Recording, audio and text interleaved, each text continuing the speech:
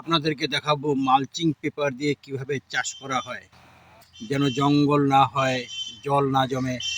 সেটাই আপনারা আমার ব্যাক ক্যামেরাতে আসুন, আপনাদেরকে আমি দেখিয়ে দিচ্ছি কিভাবে মালচিং পেপার দিয়ে চাষ করা হয়। এটা একটা নতুন পদ্ধতির চাষ। এই যে পেপারগুলো রয়েছে এটাকে মালচিং পেপার বলা হয়।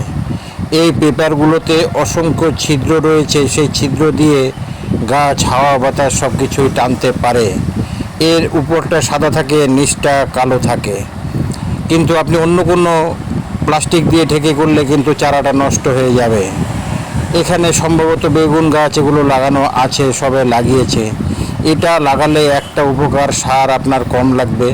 যেহেতু জমিতে ঘাস ওঠে না, সেহেতু আপনার ঘাস সারটা খেয়ে নিতে পারে না, পুরো সারটাই গাছ খেতে পারে। তাই এই চাষ পদ্ধতিটা নতুন এসেছে এবং খুবই ভালো পদ্ধতি। গাছগুলো যখন বড় হয় সে ফলও বেশি দেয়। তাই এখন থেকে এই পদ্ধতি চালু হয়ে গেছে। ভালো থাকবেন সবাই, আবার দেখা হবে।